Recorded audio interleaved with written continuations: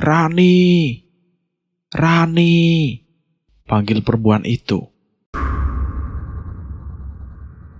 Kecuali apa? Kecuali aku penghuni Sumbing.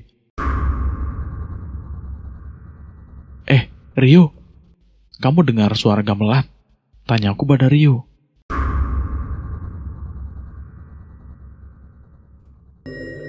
Assalamualaikum warahmatullahi wabarakatuh. Jumpa lagi di Lentera Hitam. Tentunya masih bersama Bobby yang akan menceritakan kisah misteri pendakian gunung. Pada kesempatan kali ini, saya akan melanjutkan cerita yang sebelumnya. Cerita misteri Gunung Sumbing membuatku merinding. Cerita ini ditulis oleh Alin Ambarwati. Terima kasih buat penulis yang sudah mengizinkan kami untuk menceritakan kisah ini. Oke, bagaimana kelanjutan kisahnya? Kita langsung saja ke ceritanya. Cerita horor dimulai.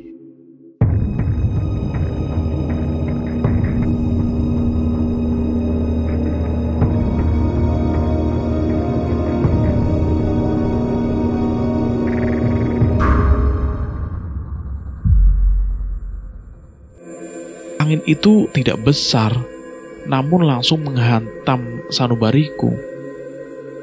Kok mendadak aku merinding ya? Ucapku pada Rio. Alah, hanya perasaanmu aja kali, ucap Rio menimpali. Bukan, tadi ada angin kenceng yang menerpa ke tubuhku, dan seketika saja bulu kuduku merinding tanpa arah, ucapku lagi. Mungkin karena cuaca dingin kali, ucap Rio mencoba meyakinkanku untuk tetap berpikiran positif. Tidak mungkin yuk, memang kamu gak ngerasa ada angin bertiup gitu? Enggak, aku gak ngerasa kok.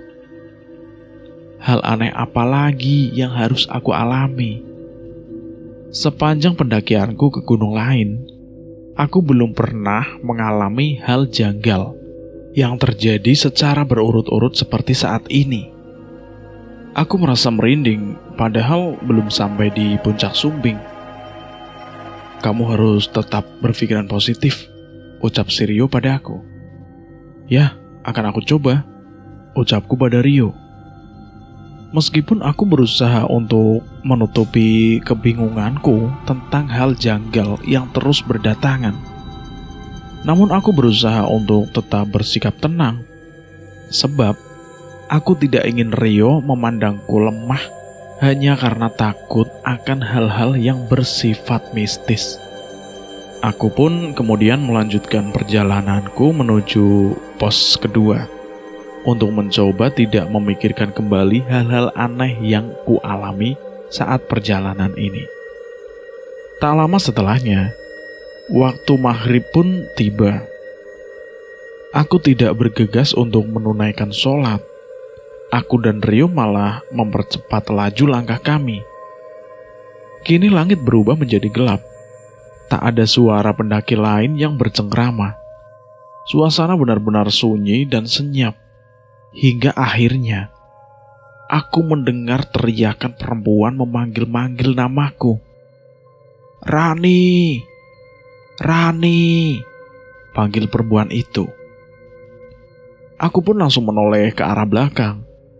Benar saja, ada sosok perempuan yang berusia tak jauh dariku datang mendekat ke arahku. Dia mengenakan pakaian pendaki seperti pada umumnya. Namun anehnya, dia sama sekali tidak membawa perlengkapan pendakian ataupun membawa keril. Dia benar-benar berjalan tanpa adanya barang di genggaman tangannya. Rani bukan? Tanya perempuan itu. Benar, kamu siapa ya? Dulu kita pernah ketemu saat mendaki di Sindoro. Kamu ingat gak? Tanya perempuan itu. Maaf, aku mungkin sedikit lupa karena aku bertemu banyak orang saat pendakian, ucapku kepada perempuan itu. Kita dulu pernah ngobrol bareng, tapi karena sudah lama jadi kamu pasti lupa. Aku Arini. Semoga kamu ingat ya setelah ini, ucap perempuan itu. Oke, aku bakal ingat nama kamu, Arini, ucapku. Kita akan bareng-bareng terus di perjalanan ini, ucap perempuan yang bernama Arini tersebut. Kamu nggak bawa perlengkapan apapun? Tanyaku pada Arini. Enggak, Ran. Sumbing sudah seperti rumahku, jadi tidak perlu membawa perlengkapan apapun. Sebab tidak akan terjadi sesuatu hal buruk selama aku tetap di Sumbing, ucap perempuan itu. Sebenarnya, aku kurang paham dengan maksud ucapannya itu.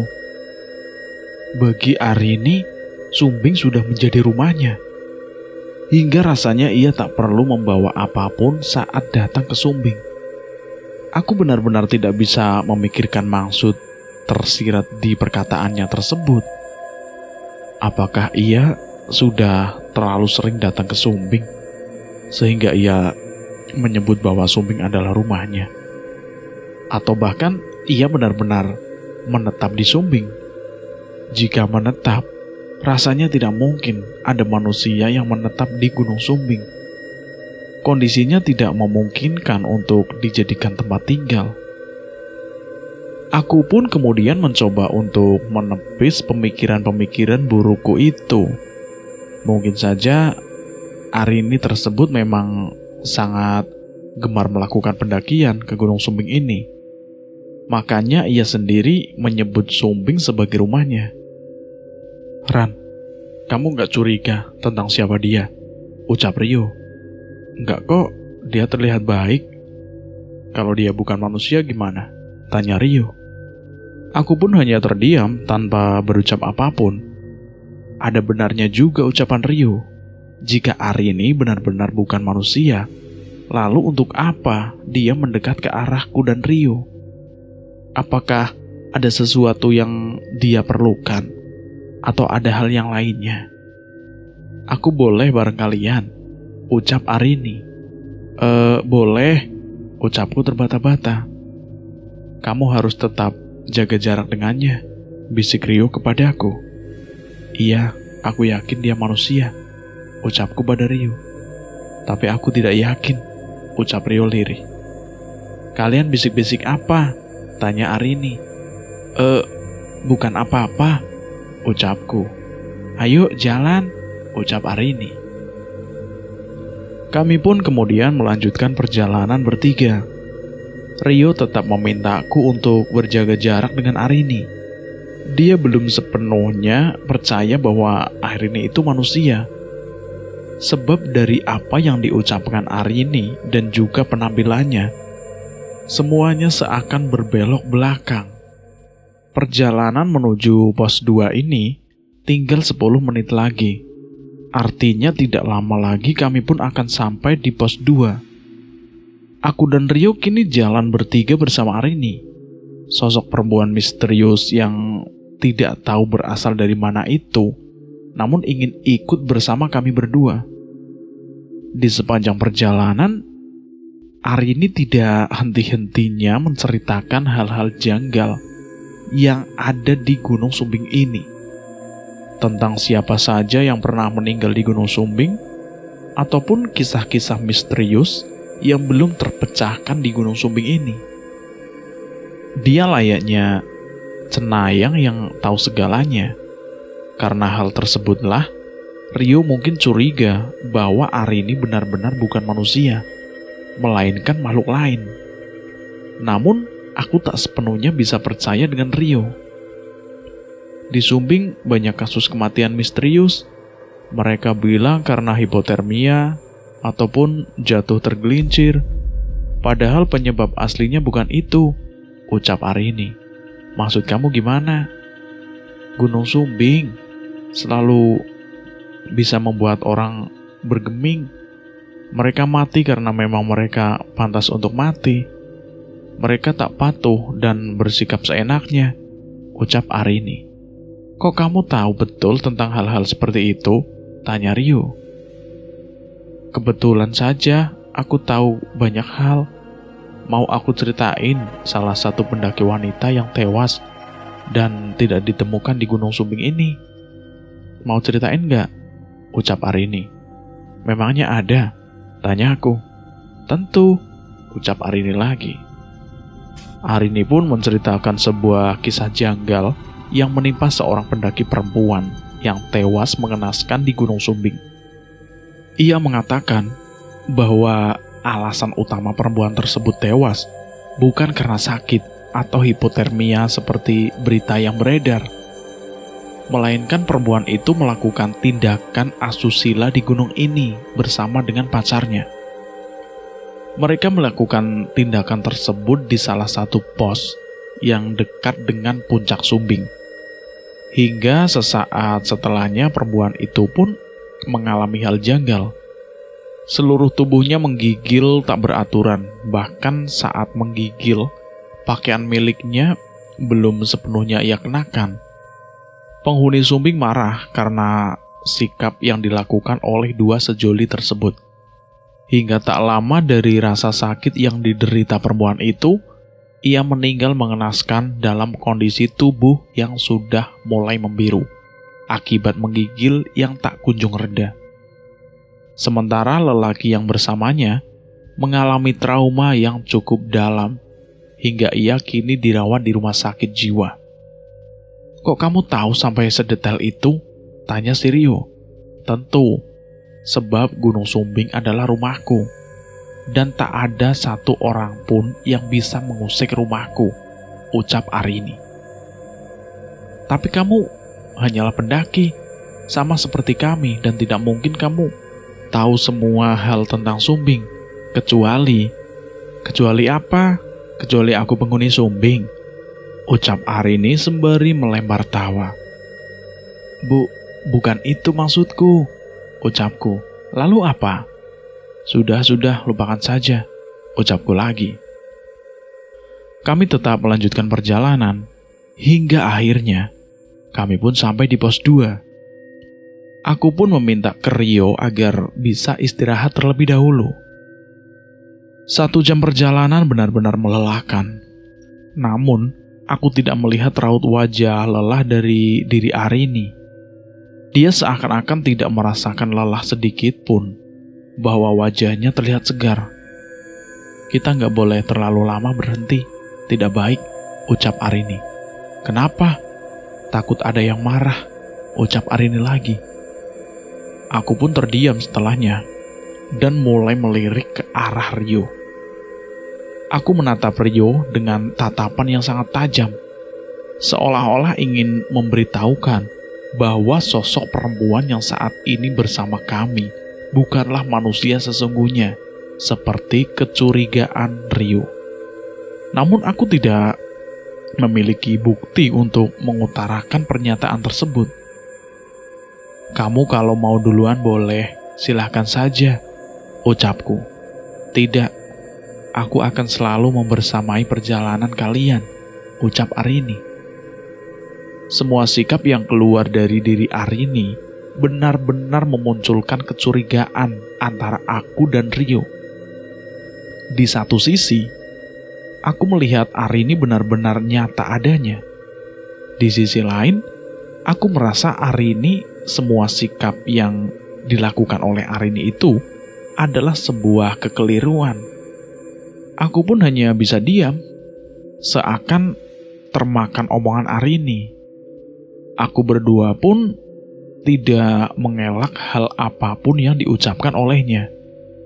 Hingga saat kami ingin melanjutkan perjalanan menuju pos 3, Arini mengajak kami ke sebuah arah pendakian yang menurutnya akan lebih cepat dibandingkan dengan jalur biasa. Kalian mau cepat sampai ke puncak gak?" tanya Arini pada kami berdua. "Iya, memangnya kenapa?" tanyaku pada Arini. "Ikut aku. Aku tahu jalur pintar yang bisa membawa kalian untuk cepat sampai di puncak," ucap Arini seperti itu. "Yakin ada? Bukannya tidak ada jalur lain selain jalur utama ini?" tanya si Rio. Tenang, ayo ikut aku aja," ucap Arini lagi. Kami pun kemudian mengikuti langkah kaki Arini. Jalan yang seharusnya lurus, Arini mengalihkan dengan berbelok ke arah kiri.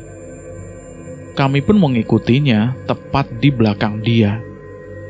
Awalnya, jalanan yang ditunjuk oleh Arini itu nampak biasa dan seperti jalur pendakian pada umumnya. Namun semakin dalam kami melangkah, kami mulai masuk ke hutan tanpa jalur. Benar-benar semak belukar dan pepohonan yang terlihat seperti belum pernah terjamak oleh siapapun. Jalannya benar nggak ke sini? Tanya Rio kepada Arini. Benar, tenang saja, kita nggak bakal nyasar, ucap Arini. Tapi ini udah benar-benar jalan asing loh, bukan jalan biasa ini. Bahkan tidak ada jalur pendakian sebelumnya. Tempat ini seakan-akan belum pernah terjamah oleh siapapun, ucapku kepada Arini. Mendengar ucapanku dan Rio, Arini hanya bisa tertawa kencang dan begitu lepas. Aku dan Rio semakin curiga dengan sikap Arini tersebut. Anehnya, saat kami semakin masuk ke tempat tersebut, aku mendengar suara lirih gamelan. Rio, kamu dengar suara gamelan? Tanyaku pada Rio. Dengar, lirih banget bukan? Ucap si Rio. Bener, kita di mana ini? Tanyaku. Harusnya kita jangan ikut dia, ucap si Rio. Kalian kok berhenti? Tanya Arini. Enggak. Aku dan Rio benar-benar memperlambat langkah kami berdua. Kami hanya ingin beranjak dengan Arini hingga ia tak sadar. Saat ia mulai tidak sadar, aku akan mengajak Rio untuk lari dari tempat ini dan kembali ke jalur asal. Sebab semakin dalam kita berdua masuk ke dalam jalur tersebut, maka kita tidak akan pernah lepas darinya. Saat dia lengah, kita harus pergi dan kembali ke jalur awal, ucapku pada Rio. Kini kamu percayakan semua ucapanku, ucap Rio lirih padaku. Iya, aku percaya. Semakin dalam langkah kami, suara gamelan yang semua lirih semakin jelas terdengar. Gamelan tersebut seperti sedang mengiringi pentas. Entah pentas wayang orang, wayang golek, ataupun wayang kulit. Aku sendiri tidak begitu paham. Di sisi lain, Arini terus menceritakan hal-hal yang diketahuinya tanpa henti. Aku dan Rio pun memiliki kesempatan untuk bisa lari dari pandangan Arini. Kami pun memiliki kesempatan itu. Kami pun mulai berjalan mundur dan mencoba menghindar dari pandangan Arini. Namun anehnya, saat kami berbalik arah, kami melihat banyak rumah warga terjejer rapi di tempat tersebut. Namun semua rumah terbuat dari kayu. Sama persis seperti rumah-rumah zaman dulu. Anehnya, semua penghuni rumah bersikap dingin, bahkan tidak ada satupun yang tersenyum. Kita terjebak, ucap Rio. Apa yang harus kita lakukan yuk? Tanyaku pada Rio. Berserah diri adalah jalan satu-satunya, Ran. Tapi aku tidak ingin menyerah begitu saja. Kita harus cari cara. Kami berdua pun mencoba mencari jalan keluar. Di sisi lain, Arini pun secara tiba-tiba datang ke arah kami dengan tatapan yang begitu tajam. Nampak ada rasa marah yang menyelimuti diri Arini. Dia seolah-olah menahan kami untuk pergi mencari jalan keluar. Namun aku dan Rio terus menghindar darinya. Namun lagi dan lagi ia berhasil mengejar kami dan selalu berada tepat di hadapan kami. Kalian mau kemana? Tanya Arini. Kamu bukan manusia, ucapku. Kata siapa? Aku akan membawa kalian ke tempat yang sempurna, ucap Arini.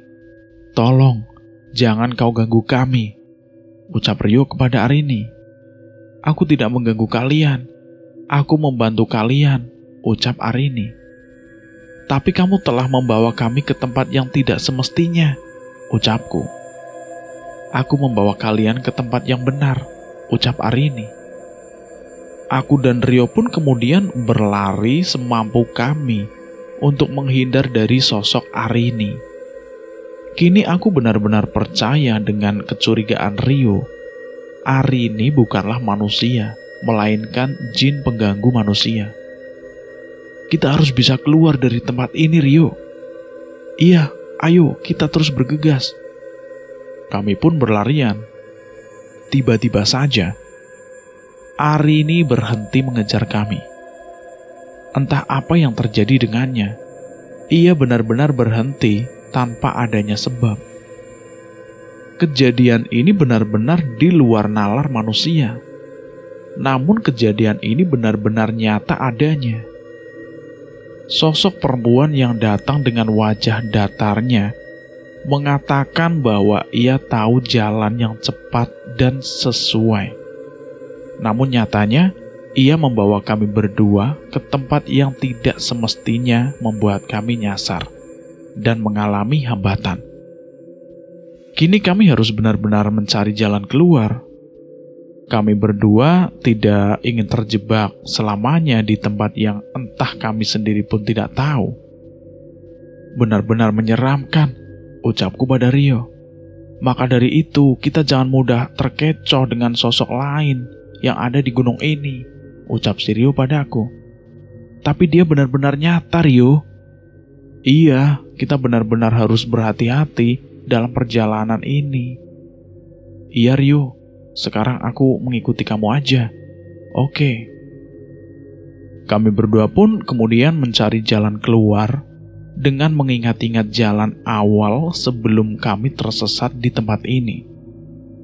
Bukannya kami sampai di pos 3, malah harus terjebak lebih dulu di tempat yang begitu asing untuk kami berdua.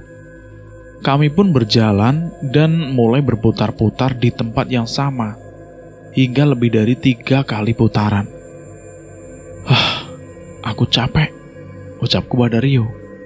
Iya, kita istirahat dulu di sini. Setelahnya kita bisa cari jalan keluar lagi, ucap si Rio. Semoga kita lekas menemukan jalan keluarnya ya. Amin. Aku pun kemudian mengeluarkan mineral milikku dan mulai meminumnya untuk melepas dahaga. Rio pun melakukan hal yang sama sepertiku. Jika kita terjebak terus-menerus di sini, bagaimana nasib kita? Tanyaku kepada Rio. Kita harus yakin kalau kita bisa keluar dari jalur ini, ucap si Rio. Tak lama setelah itu, aku melihat sekumpulan burung di atas kepalaku dan Rio. Aku pun langsung terdiam. Apakah sekumpulan burung itu adalah sebuah petunjuk? Petunjuk untukku dan juga Rio. Rio, mereka datang. Sepertinya kita akan selamat, ucapku kepada Rio. Kamu yakin mereka datang untuk menolong kita? Tanya si Rio. Aku yakin, bahkan sangat yakin, ucapku lagi kepada Rio. Kita harus mencari perhatian mereka, ucapku kepada Rio lagi. Aku pun kemudian berteriak-teriak memanggil burung-burung tersebut agar mereka melihat keberadaan kami berdua. Kami harus meminta perhatian darinya agar mereka bisa membawa kami keluar dari jalur sialan ini. Aku pun berinisiatif untuk mengikuti arah terbangnya. Siapa tahu dengan demikian aku dan Rio bisa menemukan jalan keluar dari jalur pendakian ini. Benar saja. Saat sekelompok burung tersebut terbang ke arah timur, aku mencoba mengikutinya. Ayo, ikuti terbangnya burung-burung itu, ucapku kepada Rio. Kamu yakin, Ran? Iya, yakin banget aku yakin. Tapi kalau dia terbang ke arah yang salah bagaimana? Tanya si Rio lagi. Setidaknya kita sudah berusaha yang terbaik, ucapku pada Rio. Setelah itu, Rio tidak bertanya lebih jauh lagi. Seluruh teman-temannya seakan sadar bahwa Rio sedang tidak ingin diganggu oleh siapapun. Sehingga sikapnya cukup dingin untuk semuanya. Ran, lihat. Sepertinya arah terbang itu mengarah ke arah yang benar, ucap Rio. Kan, benar kan? Ayo kita segera ikuti dia, ucapku lagi. Akhirnya setelah mengikuti jalur terbang sekelompok burung tersebut, aku dan Rio pun sampai di pos kedua, tempat di mana kita masuk ke dunia tersebut sebelum tersesat yang kami rasakan saat ini. Alhamdulillah, kita bisa kembali, ucapku kepada Rio. Beneran, padahal pikiranku udah kemana-mana, ucap si Rio. Banyak perjalanan hidup yang bisa kita ambil, ucapku. Tapi kamu gak apa-apa kan? Rio memastikan.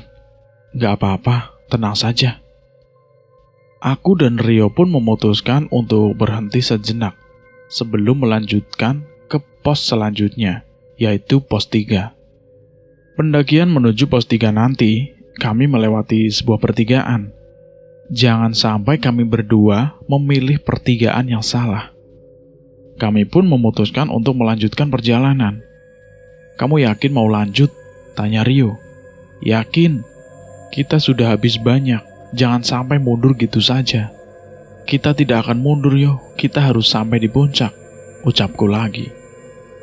Kami pun sepakat, meskipun nanti kami sampai di puncak dengan kondisi cuaca yang kurang bagus. Kami pun berpikir untuk tidak lagi mengindahkan omongan siapa-siapa yang tiba-tiba datang dan meminta bantuan. Saat kami berdua jalan, tiba-tiba saja bayangan sosok Arini datang dan terlihat di kelopak mataku. Namun hal tersebut hanya bisa dilihat olehku, tidak dengan Rio. Aku pun memintanya pergi. Mau apa kamu? Pergi, ucapku. Aku akan membawamu, ucap lirih sosok Arini. Tidak, kita beda, ucapku lagi. Kamu kenapa? Tanya Rio curiga. Dia datang lagi, ucapku gemeteran. Dia siapa, Ran? Arini. Di mana dia? Tanya Rio lagi. Dia membayangiku dengan berada tepat di depan mataku, ucapku pada Rio. Tapi dia tidak pernah datang padaku, ucap si Rio. Ya udah, kita harus segera hilangkan wajah Arini itu dari ingatan kita, ucapku lagi. Perlahan-lahan, aku mulai menghapus bayangan sosok Arini.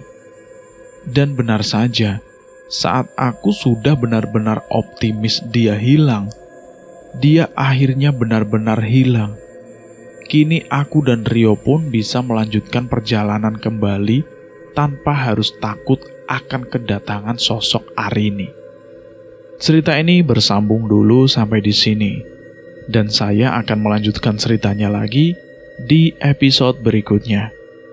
Terima kasih buat teman-teman yang sudah mendengarkan cerita ini. Semoga sehat selalu, sukses selalu, dan dimudahkan segala urusannya. Terima kasih juga buat penulis cerita ini, Alin Ambarwati. Semoga sehat-sehat selalu. Dan saya mohon maaf jika ada kesalahan kata. Saya pamit undur diri. Akhir kata, wassalamualaikum warahmatullahi wabarakatuh.